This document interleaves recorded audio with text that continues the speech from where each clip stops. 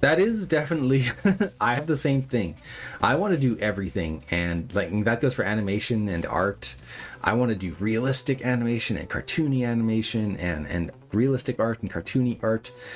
The thing I would recommend, instead of trying to focus on that, focus on the fundamentals of animation, because honestly, game animation and feature animation and even realistic animation, they all have the same base of animation.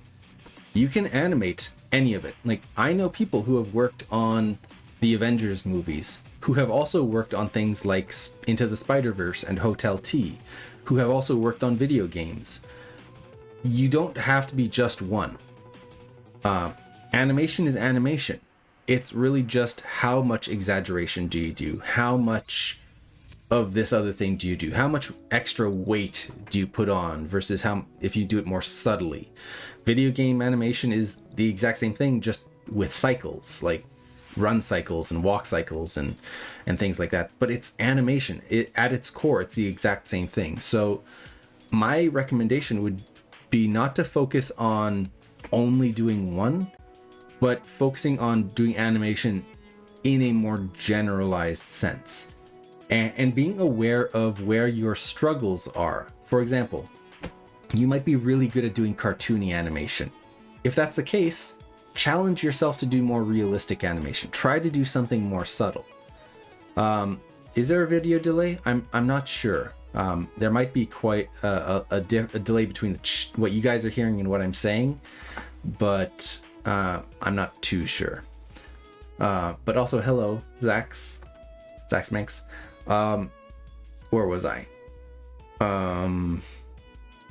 Yes, when you are trying to do animation, aim for what you're weakest at. For me, I struggled with doing cartoony work.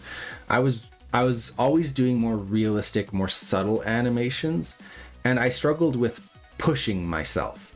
So in my case, I would always try to push myself further, do more exaggerated animations, do more cartoony stuff.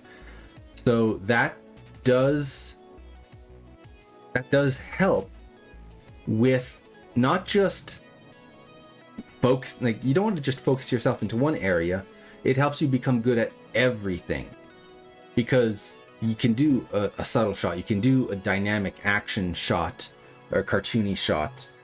You can do video game animation, and that as an animator is a lot more, I guess you could say, hireable than someone who can only do one style and that's the only style they can do.